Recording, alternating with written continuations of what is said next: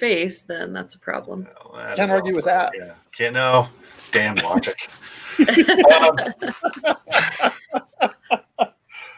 Welcome, guys. Thank you. To this little corner of heaven that you've both visited on previous occasions. Everyone, if you're watching and or listening at home, that lovely young lady in the center of your screen should be Val, and that's Tracy on the other side. He's probably not quite as young or lovely. I think he's adorable. Well, you would. You work with him all the time.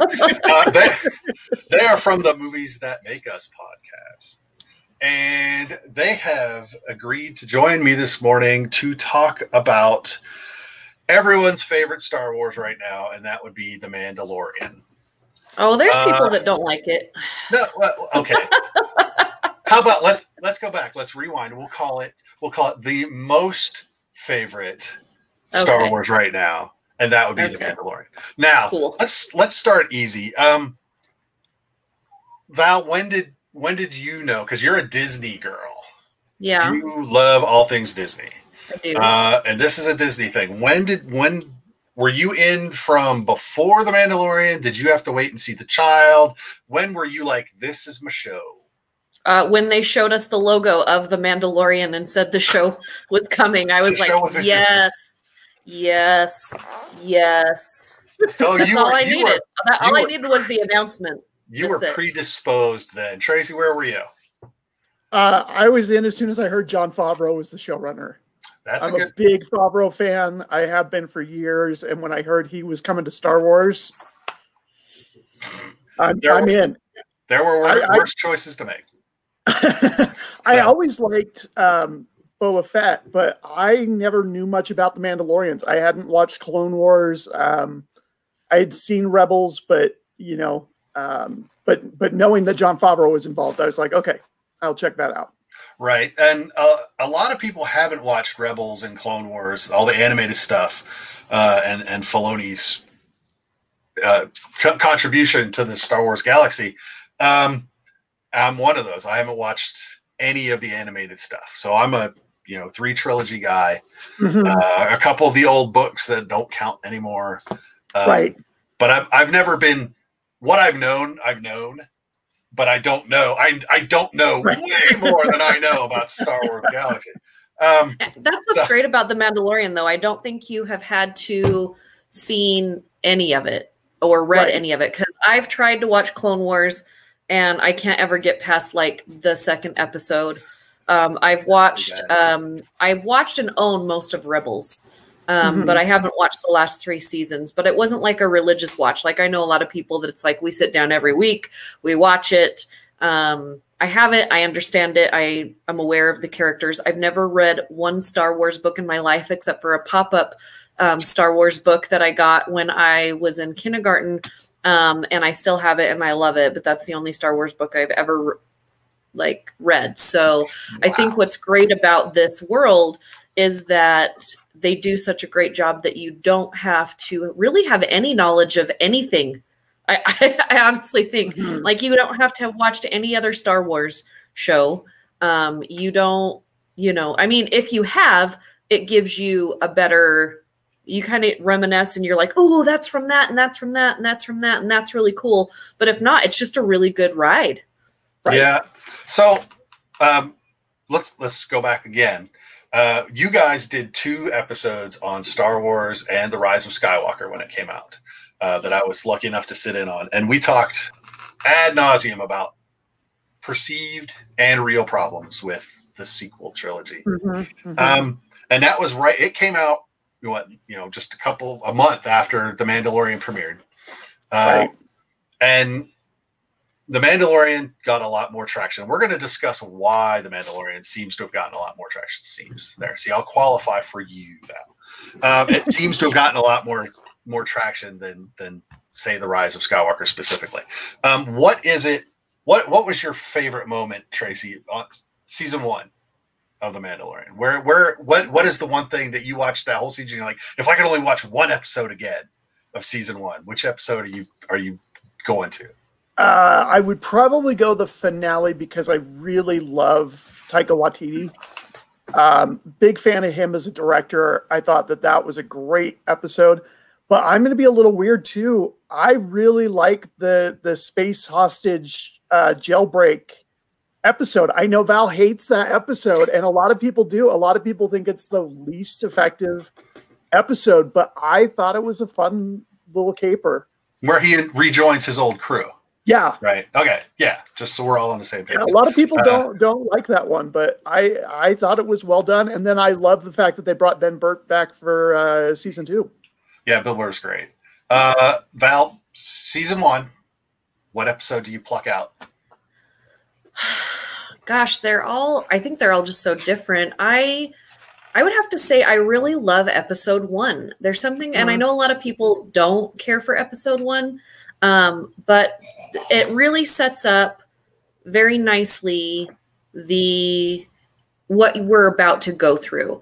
And it sets up the fact that it is going to be what it is. And the scene where he comes up over the hill and you've got the shadow and you're like, it is this cowboy movie. Or this cowboy show. Sure. And I just love the lighting of it. I love the music that they bring in. I love how he really doesn't say a whole lot of anything in the first episode, because that is really, what a Mandalorian is all about. They're in there to do a job and they get out. And that's also kind of how cowboys used to be. You're the solo cowboy. You show up to the town, you do your job and you leave. And I just really loved that feel. I'm like, okay, this is going to be something different, but also something that I've been waiting for a long time. I have wanted to see, this space cowboy Mandalorian show forever. Forever. I love the line where he says, I can take you in warm or I can take you in cold. And it just sets up. And that first episode really establishes that character, the world, what type of show we're going to be watching. There's a lot of heavy lifting in that first episode that's really well done. And it does bring you back to some characters that you're familiar with as well. If you were into Star Wars, the original 3 movies, and you kind of like, okay, they're giving us some callbacks, but they're also showing us that this is a world that we really haven't jumped into before, but there's some familiarity there, and I really enjoyed that first episode. I'll go back and watch it just to visually watch it, because I think it's so visually amazing. Okay, so Dave Filoni directed that one. Favreau wrote it. Yep. Now, Tracy, you were talking. You said that, or Val, you said it establishes the world we're in. It kind of tells us where we're going to be and how it's going to be. So, in a way, let me tangent slightly to another Disney property. This is the Iron Man of the Mandalorian series. This again, Favreau comes in. This is the way we want this kind of thing to develop. And luckily, he had a decent partner in crime in Dave Filoni.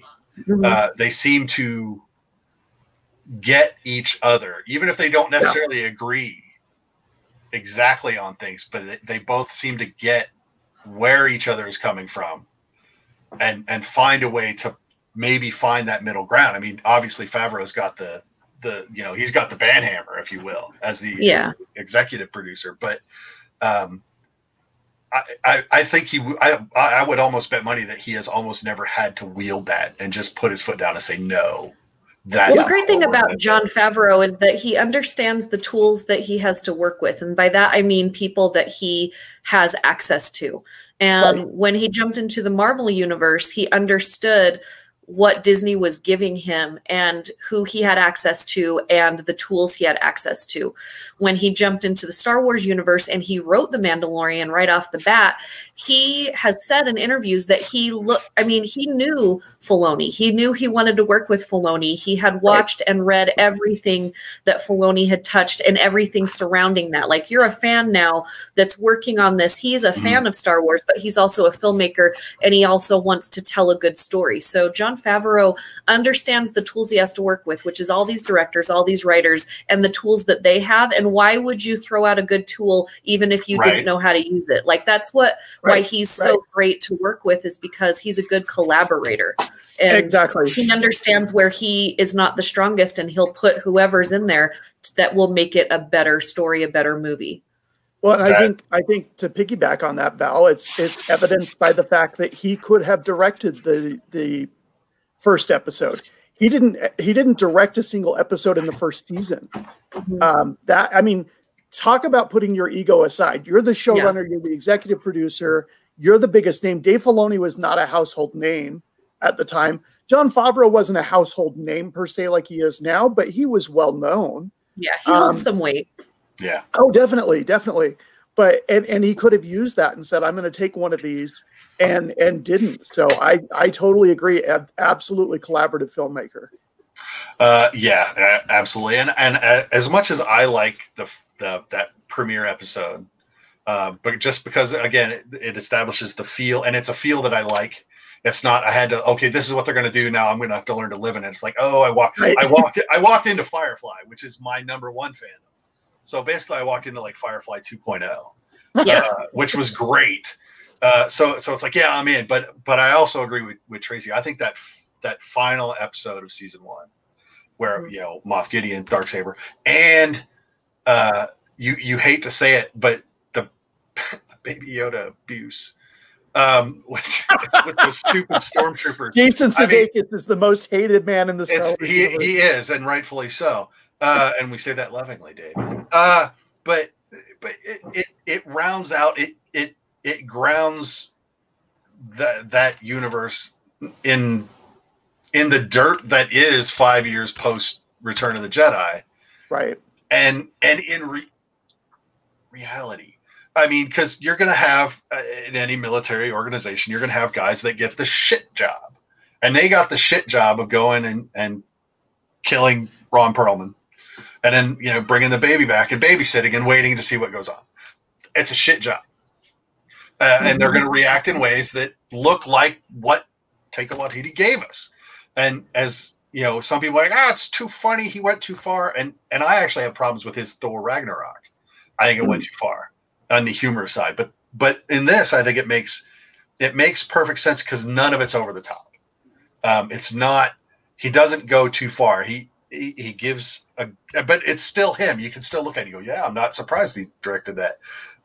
But so that makes sense. So I like the first episode. I like the last episode.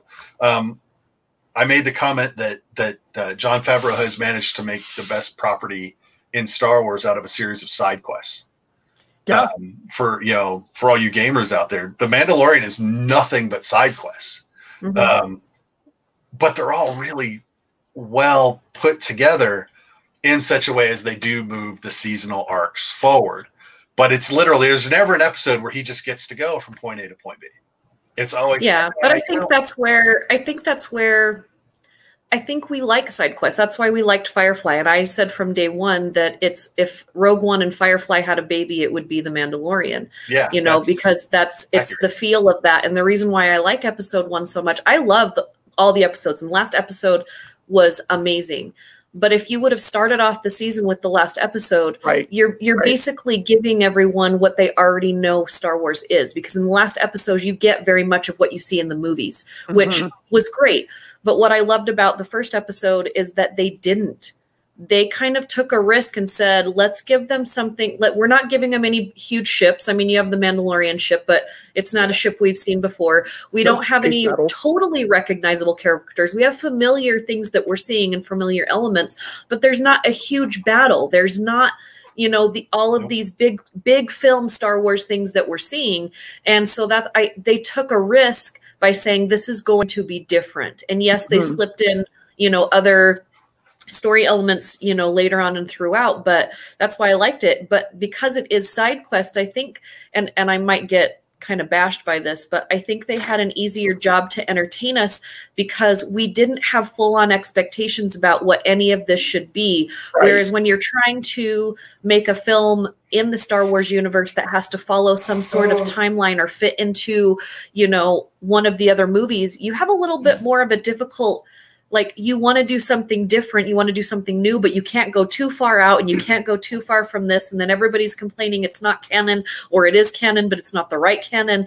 I feel bad for people that have to make Star Wars movies. Not really bad, but just they get to make a Star Wars movie and I'd like to do that. But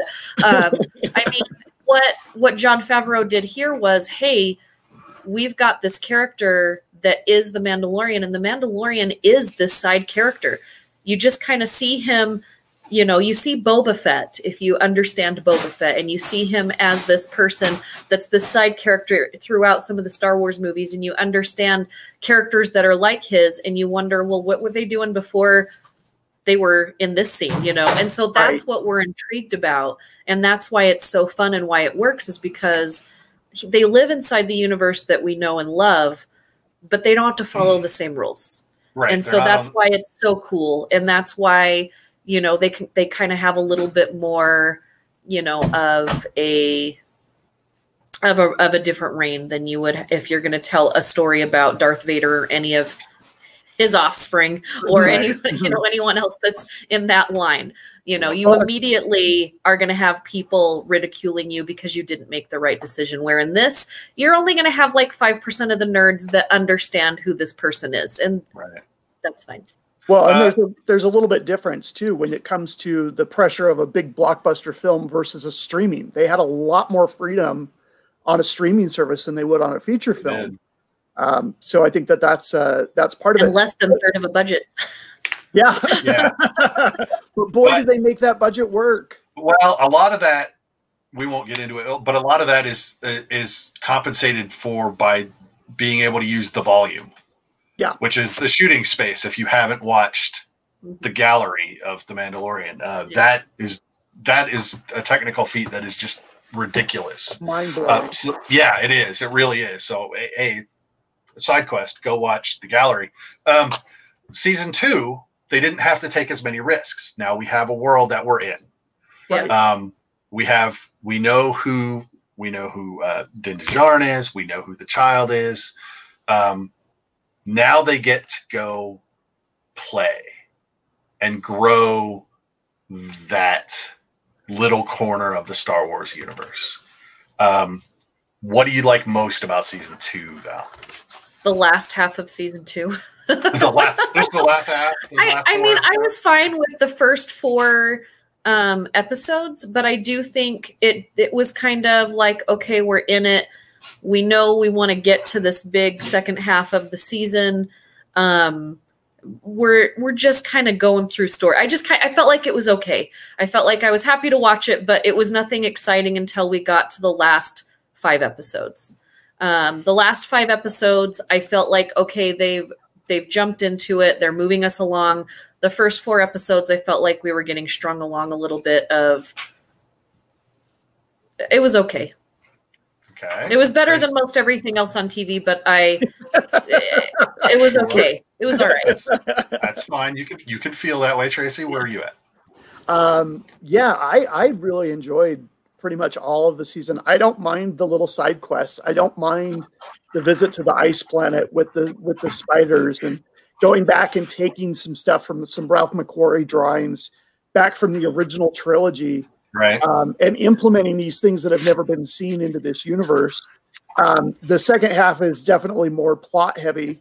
And I think that it's fun because Favreau and Filoni knew what they were doing all this whole time. They knew where this was going to go.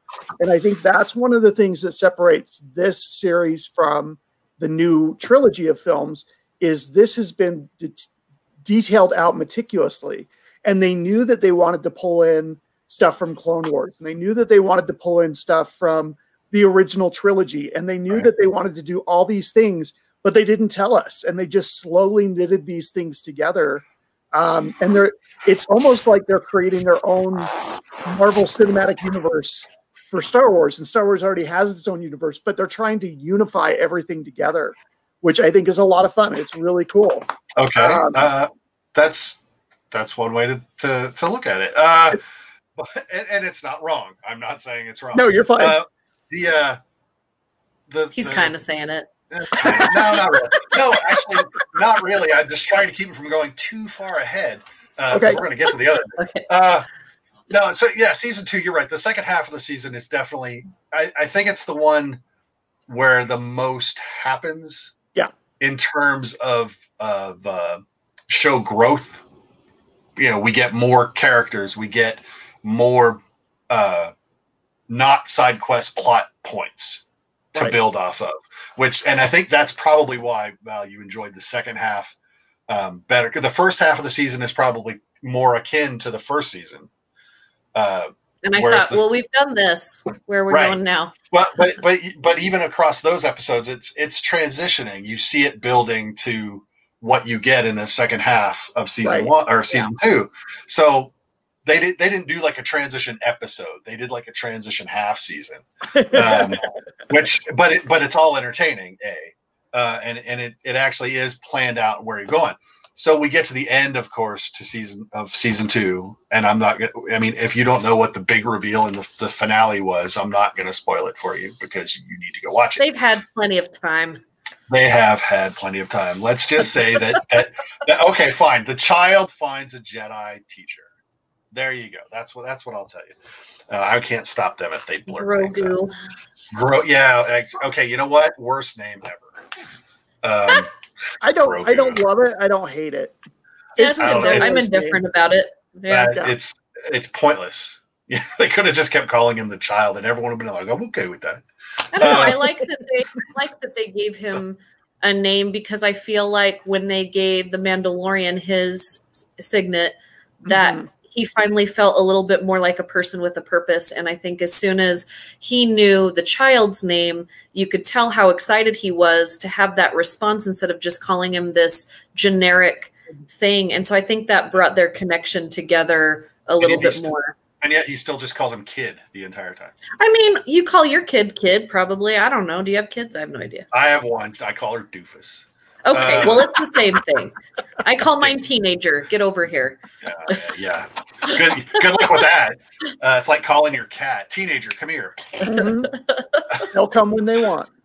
She always wants something. They'll get there eventually. Yeah, they'll come when they need something. So we get to the end of season 2, and now we've already been promised a season 3. Right. We've been teased. We've been teased with the knowledge that there will be the Book of Boba Fett. Yes. I'll be interested to see if that's planned for more than one season or if that's just going to be a limited season or a limited series. And how far are they going to go back in his infancy? See, I feel like they're just going to build off where they're at, but because if they go back too far, they can't use Tamara Morrison.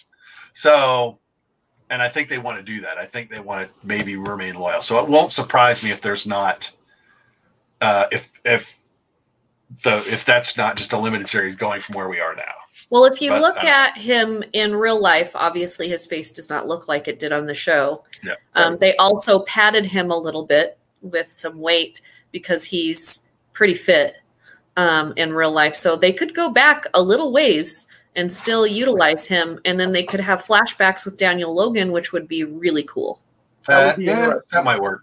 We'll have to see how they play out. But I said my big interest is, do they have it planned for more than one season, or if they've got this is 10 episodes, and we're going to give people finally their Boba Fett movie that they never got, and we'll call it good. So, I called.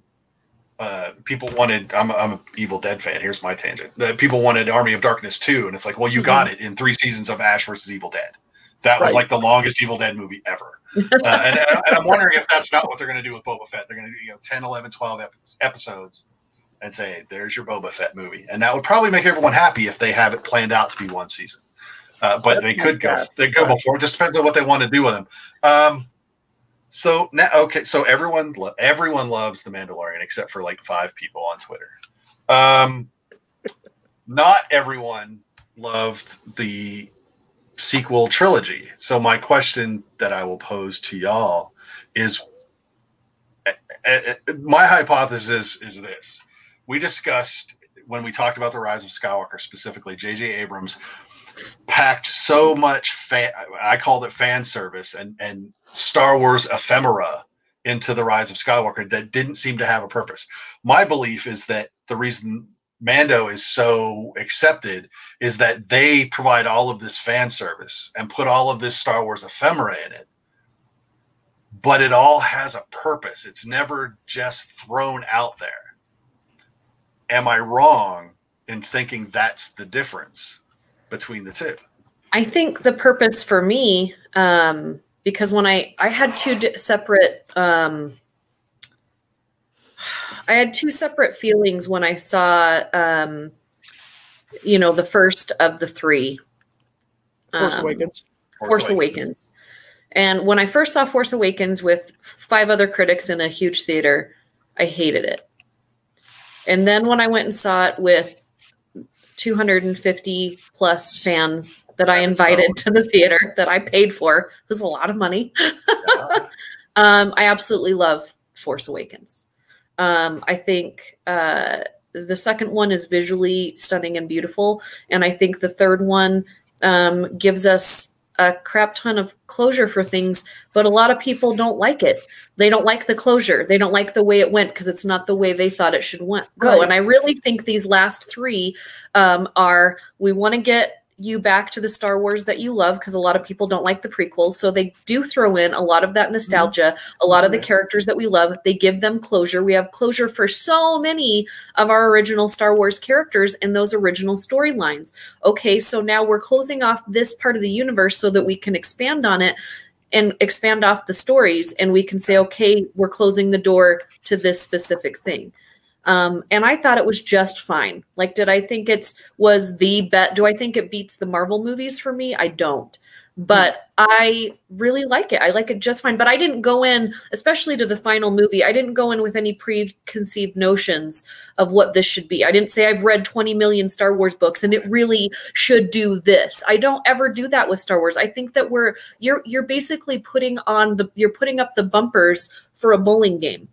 Right. You know, right. Do something like that. Like if we're, you know, George Lucas is pretty freaking amazing to say, I wrote this story, you know, in the 1970s from nothing. And then in 2021, he's allowing other people to take his life's work and go off of it. You know, like who does that? Right, right. Somebody that got paid $4 billion does that. Yeah, but he didn't keep any of that money. Like, you know that he pumps it back into Lucasfilm. Well, I understand, but he's gonna make money. That's the whole point. Oh, yeah. You'd still make money, but there are a lot of writers out there. Writers, I'm sorry, I love you, and I have a lot of writer friends, and I'm a writer. I don't want people messing with my shit.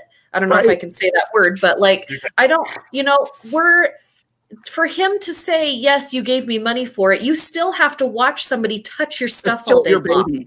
It's still yours. And for him to say, there are people out there that have these imaginations that can take my universe way further than what I can do with it. And yes, he always has some kind of input, or he's put people in place to keep it in some sort of a way that he likes it. And he's come out to say he doesn't like all of it, but he still allows people to expand on it, which I think is pretty neat. And if we're out there to say, you know, okay, you can come make this movie, but you have to stay within these parameters. Disney already does that like this, but they've allowed the story to go where that person sees it. I think that's amazing. That's what film is all about. That's what storytelling is all about. And guess what? There's no rules to say we can't make another one if you don't like this one. You know, so I like it all. I like it because I like to see what somebody else thinks about it. Why did they do that? Why did they go that route? Why, you know, did they lead us in this direction? Like, that's how I see it. I'm just not a hater when it comes to that kind of stuff. Okay. Well, Tracy, then jumping off of Val's point is maybe the fact that some people is the difference then that The Mandalorian doesn't take place in the Star Wars we know and the sequel trilogy does. Is that the difference? I think that's part of it. I think the main problem, and I'm with Val, I thought The Force Awakens was a love letter to the fans. And it gets a lot of crap. It gets a lot of pushback.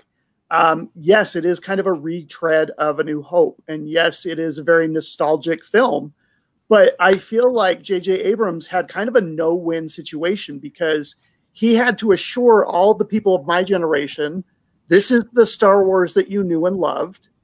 Yes, the prequels happened, and yes, you didn't like them, but this is a new story, and we have these characters. But we also are going to introduce new characters and take it in a new direction. I thought The Force Awakens was great. I really was kind of surprised by The Last Jedi when it came out. I didn't quite know what to think of it. I have grown to appreciate it and enjoy it very much, and I understand what they're doing. I think Rian Johnson and J.J. Abrams made the mistake of they didn't really collaborate with each other. It doesn't feel like it was kind of like JJ did his thing, then they did their own thing for Ryan did his thing for the second film, and then JJ was like, I don't really know if I liked everything that you did, so I'm going to kind of tinker with it. It didn't have that collaborative feel to it, which The Mandalorian does. It doesn't feel seamless. It's like definitely chunky movies. And remember, Abrams had to come back because they had Favreau, and Favreau got canned after a movie we won't talk about. That was horrible. But so they changed directors now. Again, so we're in that universe, our established universe, the characters we know and love, the storyline we know and love. There's expectations there. There are expectations there, whereas in The Mandalorian we don't get those. So, Val, you mentioned, if Star Wars and Firefly had a baby, it was Rogue One. Or if Rogue One and Firefly had a baby, it was The Mandalorian. Why is Rogue One the choice? Is it because it's tangential to that main storyline in the films? But I mean, it's part of, but not really. Yeah, I mean, it's a side story from the original stories that we love, but I also think it's the feel. There's a feel of Rogue One that isn't in the rest of the Star Wars movies. It feels like a war movie. It does. It feels like a war movie. The coloring and the characters are more characters that you and I can relate to. Right. It's not all of these dictators, princesses, and space pirates. Space pirates and heroes. Like, it's people that are trying to do the right thing but weren't set up to be heroes, know. And so I feel like Mandalorian is the same. Mandalorian just wants to do his job, and then he gets given this thing that sets him off track, and that's his growth throughout the 2 seasons. Oh, yeah. Is him growing into I think, like a human instead of just, this person that's on this track, Right. And that's really great growth. And that's kind of what you see in Rogue One as well, is like, we're like the people in the basement getting paid nothing that have to tell this story that nobody was paying attention to when the heroes were saving the world. Right. Right. They're everybody that died on the Titanic that helped everybody else get out. That's a good analogy. I like that. That's a great analogy, actually. The Mandalorian, his growth is he became a person. He never even no one ever called him his name, really. Not even the other Mandalorians. I mean, like the armorer would, but how often did he have to go? But so he really didn't have an identity until all of those side quests forced him to kind of have one. And we saw that in the end when the last 2 episodes, it was the finale, and I believe the one prior with Bill Burr when he came back. When the mask had to come off. Well, the mask had to come off. And then the mask he decided to take the mask off. Yeah. In the finale. Right. And that's like his growth moment. That's, his identity is not the helmet. His identity is beneath the helmet. And I think it took him that long to figure that out. And that kind of character development, I'm going to disagree with both of you guys. I think that kind of character development is what was lacking in the sequel trilogy. Not that I hate them. I found them disappointing. I don't dislike The Last Jedi as much as I used to. I could still do without the entire Canto Bight subsequence. Definitely. But I actually am one of the few people that I never had a problem with what he did with Luke Skywalker in that film. And I was like, no, that totally makes sense to me. I had zero problem with that going in. The stuff in the fleet I had issues with, and I still don't agree with it all, but I watch it more, and I'm still a disappointed 7 out of 10 on all 3 of those movies. But 7's not bad. No, it's a disappointed 7. It's like a 7, but it's like, it should be so much better than that. I do agree with you when it was just a lot of surface characters, you know, like I feel like they misused the opportunity they had with Poe. Poe is a really great character. Definitely. And it was a lot of these characters were just like rocks that you're skipping off water. Like they're there and it looks cool and you're going to get there, but like you don't care enough about that. You want to care about them. But it was all just, it was just really flashy. So I was really disappointed what they didn't do with Poe, because they had, you know, some things that they could do. Captain Phasma, what the crap was that all about? Let's get you super excited about Captain Phasma, and then we're just going to throw her in the trash. Well, and literally, again, that's kind of the thing that it makes the film's disappointing sevens for me, is that a lot of it, like, you know, Abrams, you know, directed 7 and 9, and I specifically call them out in 9 for this, but he takes things that feel like Star Wars, but he never gives you what is under those. So Phasma, Phasma is based on a fan cosplay of a chromed stormtrooper that he wanted in the movie.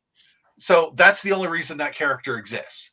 But if you're going to have that character exist, make that character mean something. And the marketing before the movie came out was so much Phasma cereal, Phasma costumes, Phasma everything. And then, so I expected this, you know, and then when we found out she's a female, which was amazing, I was just like, a female stormtrooper, important, like shiny, Commander. All these things. This is going to be, this is going to be an amazing side story character.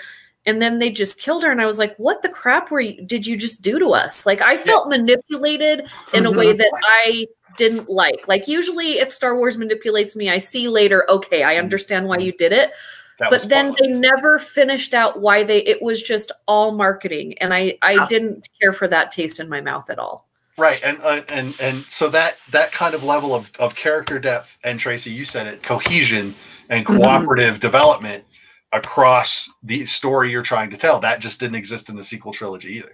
Right. Whereas on The Mandalorian, again, you know, Favreau has said, you know, basically he was on set every day. He wasn't directing, but he was always there. But most of the directors were. Most of the directors from the other episodes of The Mandalorian were on set to see what the other directors were doing, to help each other out, to ask questions, to write things down. And it was just very collaborative all across the board. And I think, you know, some of the directors have never worked that way. And it may, at the beginning, may have been like, okay, I'll show up. But then it just became the way things are done. Yeah, Bryce Dallas Howard used the word fun like 37 times. And she's just really happy to be at that table. Right. But it is. But that collaboration is fun. And it gives them all insights. And I'm fairly certain that there are moments in episodes that weren't directed by X that were, hey, can you give me something? Because I see something you can do that I can use 3 episodes from now. Right. And I'm fairly certain that kind of thing happened all up and down the scale. But Favreau was always there, the steadying hand, just like Kevin for Marvel. You know, he was always there if there was an issue, if there was a problem, if there was something that needed to be ironed out.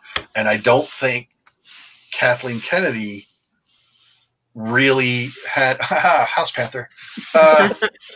Mine is locked out.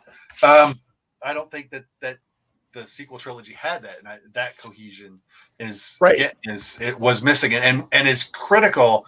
I think, from my point of view, as to why The Mandalorian seems to be more universally accepted. Again, there's always the geeks. There's always the people. Kathleen Kennedy has been on every single Star Wars set of a movie since day one, and she's going to be producing one of the producers for Obi-Wan. So it'll be interesting to see how Obi-Wan, I mean, obviously there's going to be a huge difference between The Mandalorian and Obi-Wan, but when it comes to the feel of cohesion, like we've been talking about, Kathleen Kennedy is like really amazing. But I feel like when I don't want to badmouth her, because I'm really happy that she has done all the things that she's done and she was put in the position, you know, when George Lucas says, I'm going to sell, you know, to Disney, Kathleen Kennedy's in charge, or I'm not doing it, basically. And because she knows my brand, she knows what I like. I trust her with my kid, basically. And I really think that that was something really cool that George Lucas did, because she was there from day one. She's done everything on the set of every movie, that he's made. Plus, she's on her own produced other movies that have nothing to do with Star Wars. Right.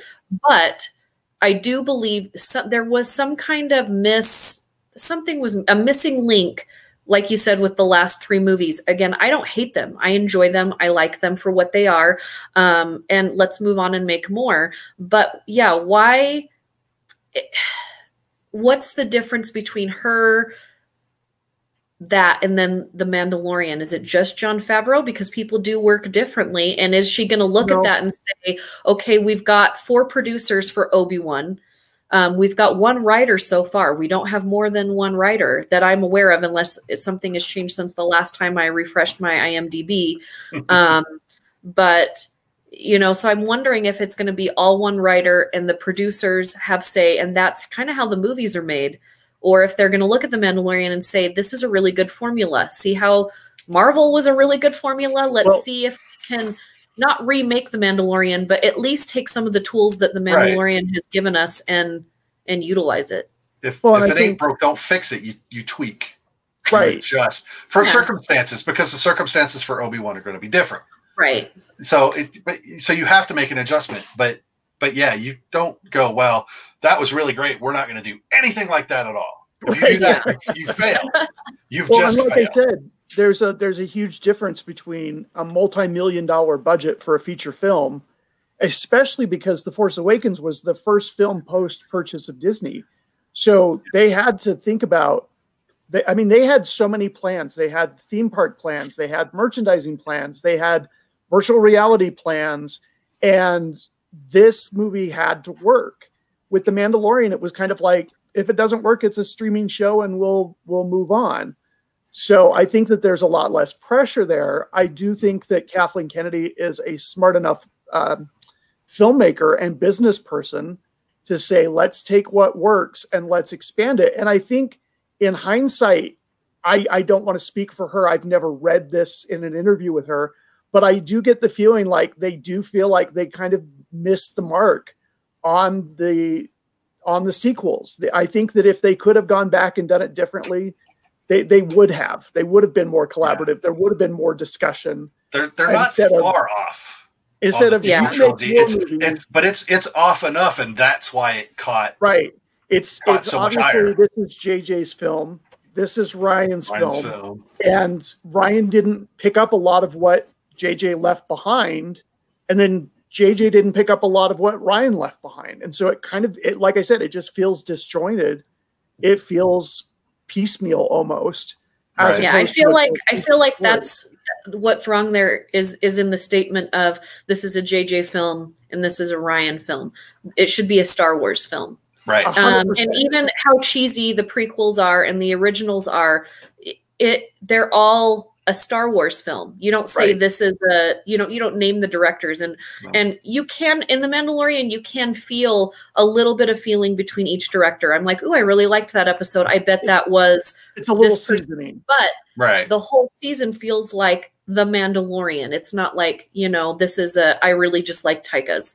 But I do feel like when you have a low budget, and if you've worked on a low budget anything, you understand that every minute counts, every dollar counts, and you can't just be wasting things. You have to really get in there, make sure your story's tight, make sure your set is tight, make sure everything's going on. And so I really sometimes feel that low budget films sometimes get it right more times than none than a big budget film, because 1, you have more to prove, and 2, you have less of a budget to prove it with. They have to. With Obi-Wan, I'm hoping, Ewan McGregor is expensive, whereas you didn't get that with Pedro Pascal. Right. But I do hope that they don't just say you've got everything you need. I don't think they can do that right now with the parks. I mean, the parks are their money makers, and the parks are pretty much closed. Right. But I do think they're going to feel the crunch, but I think that that's good. I think we're going to get better work. I really do. I think that when you put somebody under the fire, you sometimes get better than, hey, this is going to be an easy go for you. Here's all the money that you want and all the time you need. Well, I want to make a quick comparison to what Val said. is I feel like the original, or excuse me, the sequel films, the last three are almost like eating at 3 different restaurants, versus The Mandalorian. I'm eating at one restaurant, but I'm getting different courses. I'm getting different tastings. I'm getting different flavors, but it's all one cohesive meal as opposed to somebody else's complete and different creation. Yeah. That's not a bad way to look at it either. And you're correct. I mean, the directors, they just kind of season that story a little bit. You know, they have their plot points. You know, the show this episode has to start here, it has to end here, and we want to hit a couple of things in the middle. But you know, give them the freedom to get there their own ways. Well, but as long as they get there. A perfect example of that is the Robert Rodriguez directed episode where Grogu gets taken. And I read an interview, and he said when he got the script, it was 16 pages. And typically, 1 page is equal to 1 minute of film. But Robert Rodriguez said, I shoot fast, I edit fast. This is going to be like a 10-minute episode. And Jon Favreau said, I know, that's why I brought you in. I want you to expand that. I want you to fill this out with your flavor. Right. And yeah, I mean, what I saw again, we go back to the gallery for the Mandalorian. He said, you know, it was a 3-page fight scene that turned into a 9-minute sequence. Right. He's right. Like, you know, it's like, how does that work? I don't know. He said, I got excited, and we wound up shooting 9 minutes of fight footage. So, but again, that's his thing. And he got it one in, and it was collaborative, not just with him and Favreau and Filoni, but Tamara Morrison and everyone else had, you know, added their little bits, and that was almost, you know, probably I would wager if you asked them to rank what episode was the most improvisational, effectively, I'll bet you it would be that one, just because they were having so much Star Wars fun. Right. And I thought and that's the same episode. I believe I think it was Rodriguez. No, it wasn't Rodriguez. One of the stunt coordinators used the phrase, and we go to the classic Star Wars pew pew battle, where they're in the hallway and they're all ducking behind. Pew pew. The finale. He literally said, and we get into the classic Star Wars pew pew battle. And it's like, yes, everyone knows exactly what you mean. You say, we're trying to shoot. Yep, got it. Yep. But again, when that level of collaboration goes all the way down to the stunt guys or stunt coordinators blocking out, not just, okay, we need this fight scene. It's like, well, you want this, you know, more than what you've just asked me for. Yes. Like, oh, you know what? You might be right. And then they look at it and then that's absolutely correct. So that level of collaboration and yes, Bryce, fun, you can really tell that everyone is enjoying what they're doing on the show. And I think that carries across a lot. So in the end, let's get ready to wrap this up. Is The Mandalorian better than the sequel trilogy? I know. I just think it's different. It takes us to a different place. We're not comparing movies here. We're comparing a series. If you could take, you know, the storylines that we have in the last 2 movies, and we could give each of them 8 episodes, like it would be better storytelling. Like I just don't think that you can. I do think The Mandalorian took me to places that I got excited about because I didn't have, like, I didn't know where we were going, and I was excited. Where I think in the movies, you kind of have an idea about where you're going. They've got to close, you know, some of these storylines off. There's still a little bit of mystery, but you kind of know where the ship is going. That's still exciting in a different way.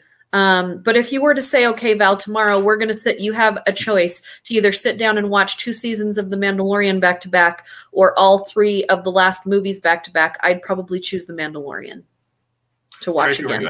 What do you think? Yeah, right? I would agree with Val. I think The Mandalorian is more entertaining. I feel like the feature films, you have to rely on some of this backstory. You have to read the comic books. You have to read the books that Chuck Wendig did in order to fill in the gaps that are missing in the movie. And with The Mandalorian, if you haven't seen Clone Wars, if you haven't seen some of these things, you can still understand it because they explain it. They give you enough that you can learn and run, but they don't force you to have known all these little things in order to make the story work. It works better by itself as opposed to having all this. The extraneous stuff is just seasoning versus missing ingredients. Fair enough. I say Mandalorian, hands down. It's my show. I can do that. Thanks for joining me, Val. Where can everyone listen to Movies That Make Us? Movies That Make Us. You can listen to us on our YouTube channel. You can listen and watch every Monday on our Facebook page, and then go to stolendroids.com to check out all of our past episodes because they're all there. And we're taking this week off because we get a vacation too sometimes. And then we're going to come to Tracy right next Monday with The Big Year. I'm super excited. We're doing Year. Black January. Nice. Well, thanks again for coming. I hope you had fun. Go enjoy the rest of your Sunday. Everyone at home, thanks for listening. Thanks for watching. Don't forget to like, follow, and share the Visually Stunning Movie Podcast at VS Movie Podcast, anywhere you want to listen to us. So take it easy, everyone, and we'll talk to you all later.